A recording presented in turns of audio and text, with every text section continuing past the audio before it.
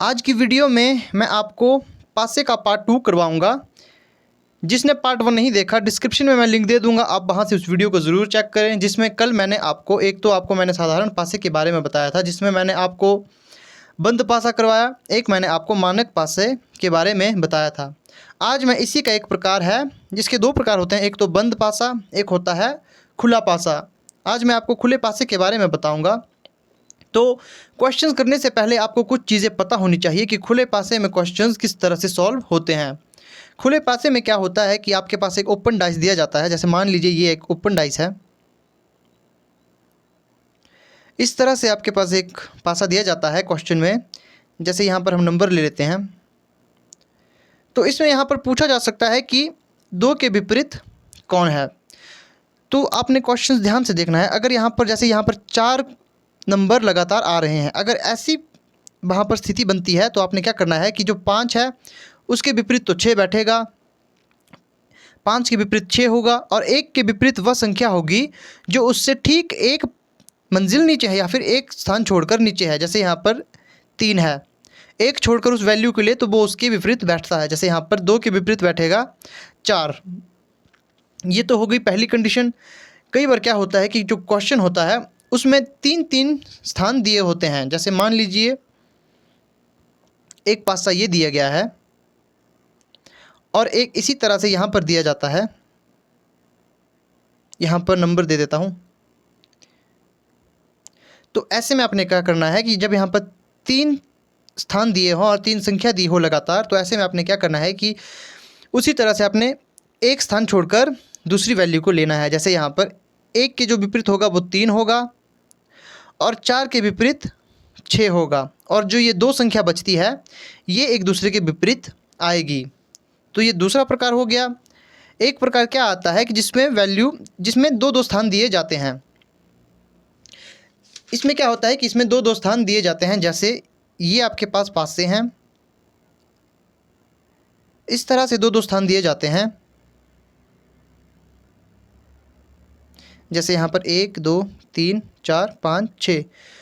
तो इसमें आपने वैल्यू कैसे फाइंड करनी है, तो इसमें आपने सबसे पहले क्या करना है कि जो 1 है इसके सामने आने वाली 2 लगातार आने वाली वैल्यू को आपने छोड़ना है। जैसे इसमें 2 वैल्यू को छोड़ना है, जैसे 2 को छोड़ेंगे फिर 3 को छोड़ेंगे तो 1 के विपरीत बैठेगा 4। और यहाँ भी आपने इसी तरह से करना है।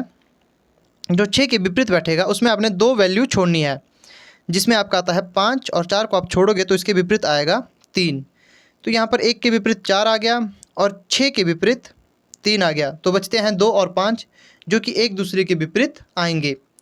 अगर आपको समझ नहीं आया तो मैं आपको फिर से बता देता हूँ। इसमें क्या होता है, इसमें आपको 2 स्थान छोड़कर या 2 संख्या छोड़कर अगली वैल्यू को उसके विपरीत मानना पड़ता है। जैसे 1 का विपरीत कौन सा होगा अंक, तो मैंने यहाँ पर 2 को भी छोड़ा और फिर उसके साथ 3 को भी छोड़ा, फिर जो वैल्यू आएगी उसे मैंने माना।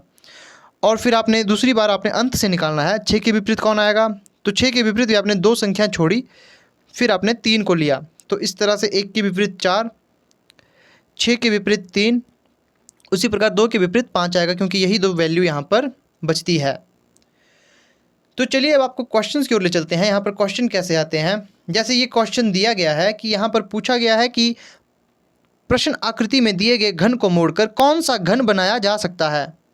तो सबसे पहले आपको ये वैल्यू फाइंड करनी होगी कि कौन किसके विपरीत है। तो जैसे मैंने आपको क्वेश्चन में बताया था, जैसे यहाँ पर ए है, यहाँ पर 4 वैल्यू लगातार दी गई है, और यहाँ पर जैसे मैंने आपको बताया था कि ए के विपरीत डी आएगा। तो चलिए यहाँ पर क्वेश्चन को सॉल्व करते हैं। सबसे पहला ए के विपरीत डी आएगा, ए के विपरीत जो वैल्यू आएगी वो है डी। एफ के विपरीत बी आएगा। जब 4 पासे दिए होते हैं तो आपने एक स्थान छोड़कर उसे लिखना है।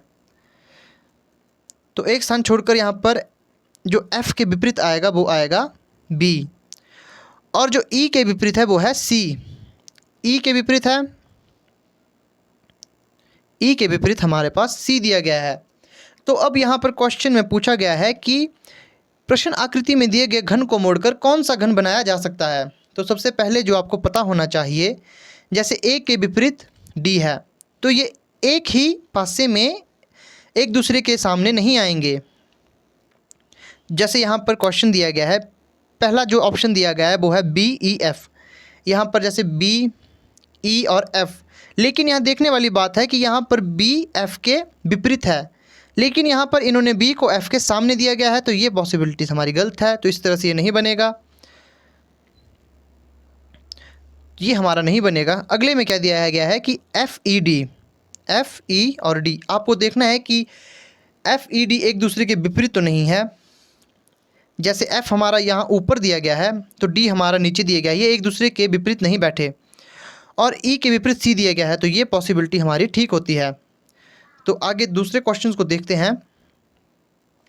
इस वाले को देखेंगे तो यहाँ पर दिया गया है ई, बी और सी। जैसे कि आपने यहाँ देखा कि ई विपरीत बैठा है सी के, तो ये एक दूसरे के सामने कभी आ नहीं सकते, तो ये ऑप्शन भी हमारा गलत हो जाता है। अगला ऑप्शन है डी, ई और ए। जैसे ए और डी एक दूसरे के विपरीत बैठे हैं, तो ये कभी भी एक दूसरे के सामने इस तरह के पासों में नहीं आ सकते। तो इस तरह से जो हमारा आंसर होता है वो है बी। जो हमारा आंसर यहाँ पर ठीक है वो है बी। अगले क्वेश्चन की ओर चलते हैं। तो अगले क्वेश्चन में भी इसी तरह का पूछा गया है। तो सबसे पहले आपको ये फाइंड करना है कि कौन किसके विपरीत बैठा है। तो यहाँ पर जैसे देख सकते हो आप, यहाँ पर 3 वैल्यू दी गई है, 3 स्थान दिए गए हैं। तो 3 में मैंने आपको क्या बताया है कि पहले आपको यहाँ से यहाँ, फिर यहाँ से दूसरे को, पहले को तीसरे तक ले जाना है। जैसे यहाँ पर 1 2 3 स्थान दिए गए हैं, तो आपने 1 को तीसरे तक ले जाना है, और नीचे भी आपको इसी तरह से करना है कि 1 को तीसरे तक लेना है, और जो वैल्यू बचती है वो एक दूसरे के विपरीत आएंगे। जैसे यहाँ पर इस बॉक्स के विपरीत ये खाली बॉक्स आएगा, तो ये यहाँ पर खाली बॉक्स आएंगे, और यहाँ पर इसके विपरीत खाली डब्बा फिर से आएगा। और जो बिंदु है, जिस डब्बे के अंदर बिंदु है, उसके सामने ये वाला बॉक्स आएगा जिसमें इसमें फिल किया गया है कलर।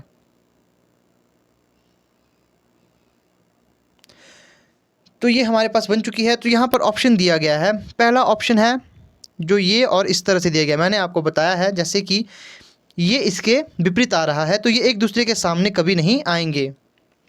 और तीसरे ऑप्शन में भी एक दूसरे के सामने आ रहे हैं, चौथे में भी ये एक दूसरे के सामने कभी नहीं आएंगे। इसमें ऑप्शन आपका बी ठीक हो जाएगा। अब अगला क्वेश्चन देखते हैं। जैसे यहाँ पर पूछा गया है कि जो संख्या दी गई है यहाँ पर, और यहाँ पर आपने ध्यान में रखने वाली बात यह है कि यहाँ पर 4 वैल्यू दी गई है। तो सबसे पहले आपको पता होगा ए के विपरीत 6 आएगा, ए के विपरीत हमारे पास 6 आएगा, 2 के विपरीत 4 आएगा, और 3 के विपरीत 5 आएगा। तो यहाँ पर पूछा गया है कि इसमें ये कौन सा घन बनाएगा। पहला घन दिया गया है 1 2 3 का, पहला घन 1 2 3 का दिया गया है। तो ये एक दूसरे के विपरीत नहीं आ रहे, ये एक दूसरे के विपरीत नहीं आ रहे, तो ये आपका ऑप्शन ठीक हो जाएगा। बात की जाए आपके दूसरे ऑप्शन की, दूसरे ऑप्शन में दिया गया है आपके पास, दूसरे ऑप्शन में दिया गया था 2 4 6, लेकिन यहाँ आप देख सकते हो कि 2 4 के विपरीत है, तो ये एक दूसरे के सामने कभी नहीं आ सकता, तो दूसरा ऑप्शन गलत हो जाता है। तीसरे ऑप्शन में क्या दिया गया है कि 3 5 और 6, तो 3 5 के विपरीत है, तो ये भी नहीं बैठेगा। तो इस तरह से आपका क्वेश्चन यहाँ पर आया 1 2 3। ऑप्शन ये क्यों आया, क्योंकि आप देख सकते हो 1 2 3 एक दूसरे के सामने बैठे हैं, ये एक दूसरे के विपरीत नहीं बैठे।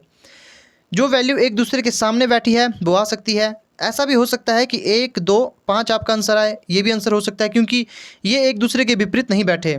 तो आपने देखना है कि अगर एक ही घन में ऐसी वैल्यू दी गई है जो एक दूसरे के विपरीत है, वो कभी आंसर ठीक नहीं होता। अगले ऑप्शन में क्या दिया गया है, अगले में भी वही सेम रूल फॉलो होगा ऊपर वाले की तरह। ए के विपरीत ई होगा, सी के विपरीत डी होगा, और बी के विपरीत एफ होगा। तो कौन सी घन यहाँ पर बनेगा या कौन सी आकृति यहाँ पर बनेगी, तो जैसे यहाँ पर दी गई है ए ई एफ, ए ई और एफ, तो ए और ई यहाँ पर एक दूसरे के आमने सामने हैं, तो ये एक दूसरे के विपरीत है, तो ये एक दूसरे के सामने नहीं आ सकता, तो ये ऑप्शन हमारा गलत हो जाता है। अगला है सी डी और एफ। आप देख सकते हो सी डी और एफ यहाँ पर एक दूसरे के विपरीत है, तो एक दूसरे के सामने ये नहीं आ सकते, तो ये ऑप्शन भी गलत हो जाता है। अगला जो ऑप्शन दिया गया है वो दिया गया है ए बी और डी का। तो आप यहाँ देख सकते हो कि ए के विपरीत बी नहीं है, ए के विपरीत डी नहीं है, बी के विपरीत ए नहीं है, बी के विपरीत डी नहीं है और ना ही डी के विपरीत ए भी है, तो ये आपका आंसर ठीक हो जाता है। बात करिए अगले ऑप्शन की, तो ए डी सी आप देख सकते हो, डी सी डी यहाँ एक दूसरे के विपरीत है, तो ये ऑप्शन भी नहीं आता। तो अब यहाँ पर इस क्वेश्चन की बात करते हैं। अगला जो क्वेश्चन यहाँ पर दिया गया है कि लाल रंग के सम्मुख कौन सा रंग होगा। अगर आप क्वेश्चन को ध्यान से देखोगे तो यहाँ पर 4 स्थान एक साथ दिए गए हैं, तो ऐसे में क्या होगा, पीले के समक्ष तो हरा आएगा, जो पीला है इसके सामने हरा आएगा, लाल के सामने काला आएगा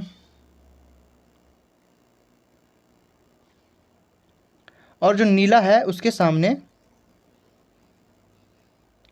पहला पीले के समक्ष हरा, लाल के सामने भूरा काला आएगा और नीले के सामने भूरा आएगा। पीले के विपरीत हरा, लाल के विपरीत काला और नीले के विपरीत भूरा आएगा। तो यहाँ पर क्वेश्चन पूछा गया है कि लाल के सम्मुख कौन सा रंग आएगा, तो वो काला होगा। तो ऑप्शन आपका बी यहाँ पर ठीक है, काला रंग यहाँ पर आएगा। तो ये थे आज के कुछ इंपॉर्टेंट क्वेश्चंस जो मैंने आपको पासी से संबंधित करवाए। अब आई होप आपको वीडियो पसंद आई होगी, और अगर वीडियो में कोई गलती है तो कमेंट करके ज़रूर बताएं ताकि मैं उसे आने वाली वीडियो में सुधार सकूं। और अगर आपने अभी तक चैनल को सब्सक्राइब नहीं किया है तो चैनल को सब्सक्राइब ज़रूर करें।